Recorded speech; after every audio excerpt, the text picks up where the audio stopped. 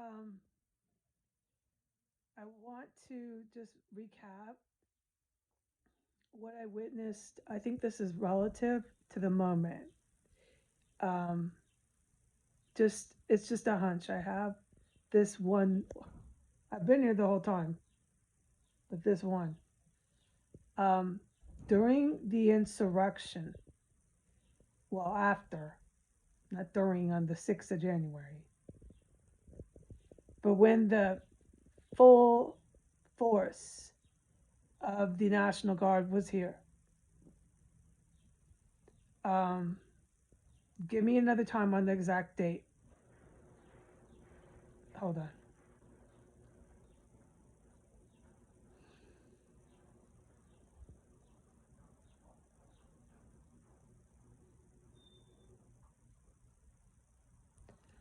Um, Give me another time on the exact date of this witness account, but like about a week after, during when all the thousands and thousands, like there was no sending no one home. They were bringing them in, and they were all here. They were basically up to the house, from what I could gather on the reporting. All the National Guard.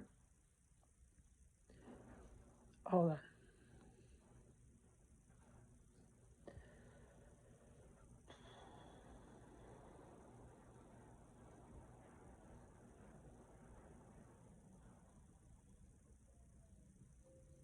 All right. Um,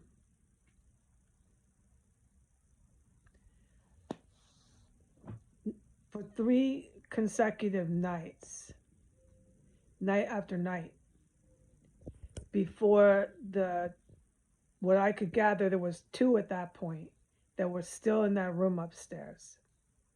Out of like at least five that used to go up there, um, certainly four. Okay, anyways, the one that was still up there was the one I filmed doing the $100 drug deal. She often always had drug sales, large amounts. I mean, I filmed that. I put it to the tip line. I don't know what else to do here in Washington, D.C. Clearly, they don't care, obviously, all right? Um, that lady was there still. She moved out. She gave Russ back the key the day that they vacated premise. She knocked on his door. I heard that and said, "I got your key." Okay, that's how she talked. I filmed it. You could hear how she spoke. She was real rough and tough. And then the other one, who I believe was Jasmine, who the cop came to my door on behalf of her. This is after the what I witnessed happened in the room. They were all still up there. You have to tell me why that was. But there was still a gang of girls that used to go in that same room. It really irked me out. Um, they brought men in there and everything, but yeah, that whole course of time they were still doing the same, conducting themselves in the same behavior, which was obviously criminal. I mean, $100 drug deal, come on, $100 bag. And I filmed it. Didn't matter. They were never going to do anything about anything I had witnessed here, and I wasn't calling 911 at that point. Mm-mm. This is preposterous. All right, so during the insurrection, I call it that. Just let's lay off Heidi and psychoanalyzing every word she says. So let me speak freely. During the insurrection, when all of the National Guard was here in full force, from what I could gather, they were like up to my 2 blocks away because I lived relatively close to the White House. They were all here for 3 consecutive nights. What I sounded like to me were white men. I don't know. I didn't see them. Came around 11 at the earliest. They came late. They certainly were after 10 because I was getting tired and I couldn't stay up to try to hear anymore. But I did on those nights. I was trying to hear. I wanted to know, witness more. Um, but I got tired. So by the time they got here, I fell asleep because I couldn't stay up beyond midnight. I was just tired. Um, to hear if they had left, what they were doing. They stayed, what I can testify to, hours. When they left, I don't know. I went to sleep. I slept through the night. Um, they sounded like white men and they came after 10. I don't know if it was the same guy. I don't know. But when they came here, the one that the police officer came to my door about, the female that I believe was Jasmine, who was on the Navy Credit Co-op, who was up there. I don't know if it was her, okay? But it seemed like the same behavior which was what I'll describe again. I've already described it. And the voice sounded familiar, but all their voices sounded familiar. They were always all up there. The night that hypothetically I didn't see her, I couldn't tell you if it was really Jasmine up there that had called the cops on me, and that the cops came to my door to bother me about, saying I was bothering her, who is an obvious hooker. Right. They came to my door again. All right. Let's note that for her. Anyways, the police said they were here because Jasmine had called them. So it could have been any girl up there. I don't even believe to this day that those are their real names. No, I don't have any reason to believe that. This all has to be proven, and at this rate, I don't know if that'll ever happen. I don't want to be snide because I strongly believe there's really good federal agents all over this. I do. I believe that. I mean, this is hot tamales. All right, so for 3 consecutive nights, I can testify. She brought in after 10, late. This is when all the fucking National Guard were here. I couldn't believe it. She brought in, they sounded like white guys. Johns, it was Johns. She was bringing them and entertaining them into her room. You could hear her squealing, and things got quiet after that. She would squeal, like joy, have party time, party happy squeal. It wasn't a distress. I was listening. Dude, after what I heard back in October, I listened, I learned to listen to what was going on in here, mommy. Yeah. And I know that once the first night with the first guy, they were in there for about an hour. Then he went out because I heard him. He goes, oh. He announced himself in the hallway. It seemed to me on purpose because I just think it was. And then he went into the bathroom. He was in there for a little while. Then he flushed. And then I heard the door go back upstairs, and this is all above me. So I fell asleep. I was like, I'm getting really tired. I can't be on hooker patrol here. But they kept bringing these guys in for at least 3 nights. And how I knew it was because it seemed to me that they were back in the mob. That's how I was interpreting this. This is my own conclusions. I have the right to draw them. Because she wasn't so bombastic until these guys were coming into the house. All right?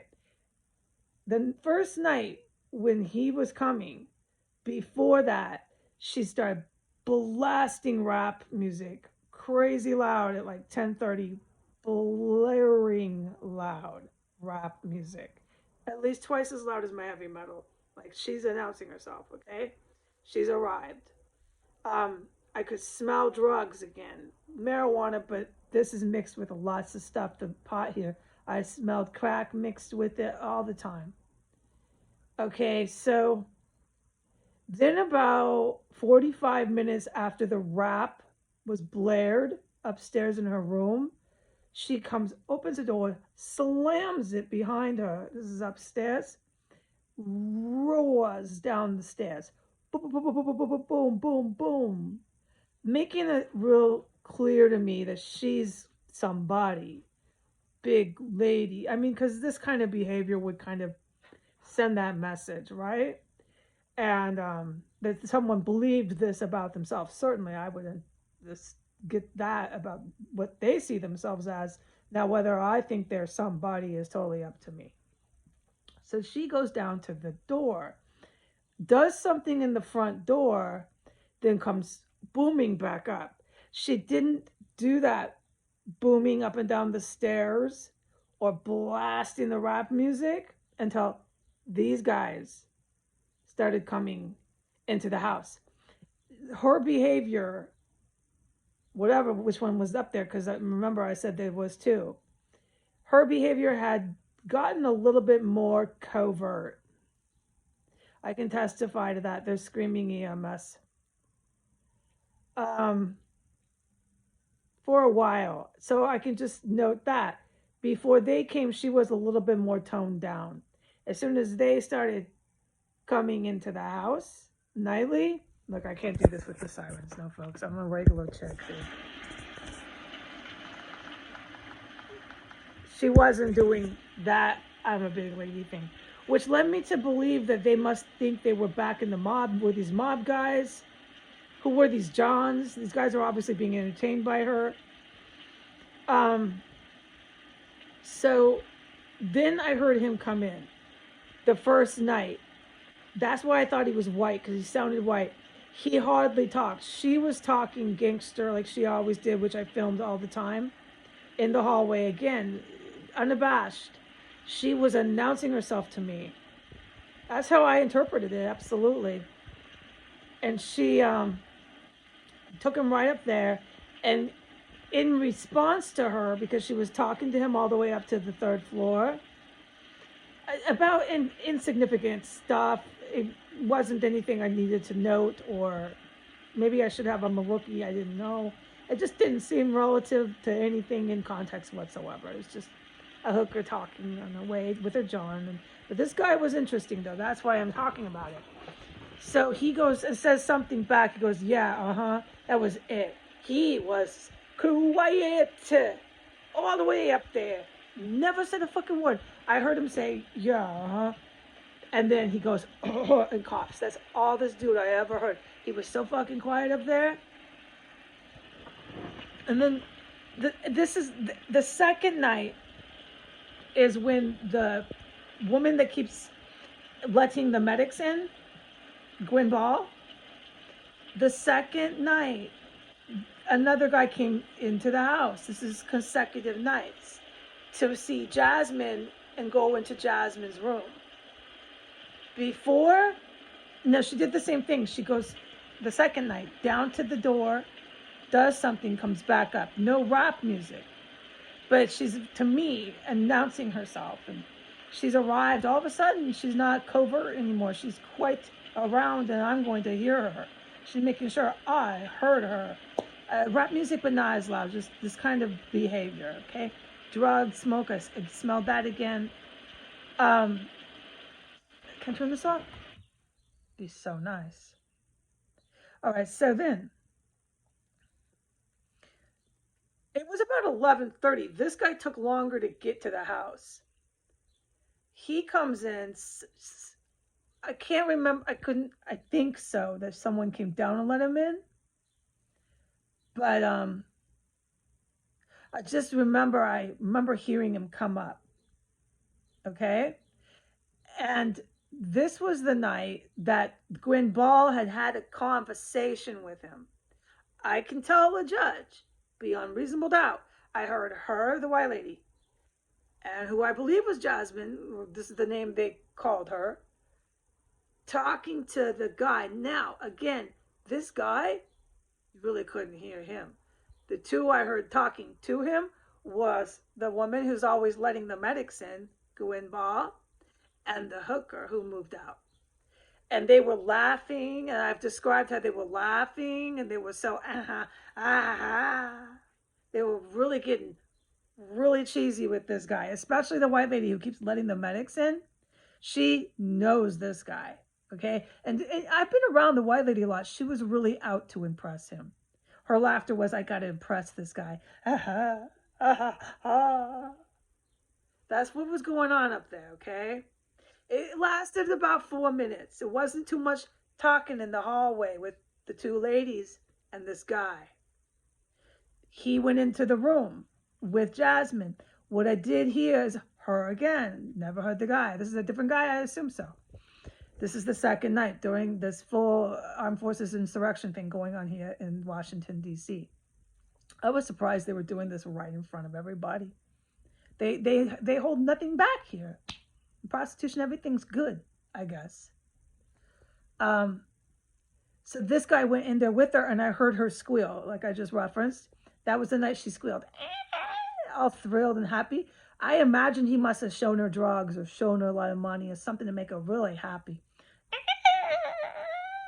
She squealed all happy. And then they got all quiet, and I fell asleep because I was just like, I can't stay up. I just can't. I'm too tired. I'm tired. I need to get my rest. So, and then they did it again. They kept bringing guys in, but after the third night, it wasn't quite as like bombastic. Like, we're here. But like I've always said, by the second night, I noticed the plumbing was totally different by sound than even before. So this was the second time I can testify that the plumbing has changed by my sound that I hear in this room to the upstairs bathroom. So there was one time before, way before something was done, I noted it. It's all on my impeccable notes I keep online, which is good. And then the second time was during this insurrection when these three guys, who knows how many, came into the house. Who, the white lady here, who keeps letting the medics in to speak with me, was totally in conversation with this man on the second night. So probably the first night, but I can testify I heard them all laughing and really chummy and getting along and laughing like that. Really fucking gross, dude. Okay? Upstairs, those three. All right, God bless America. Say goodbye.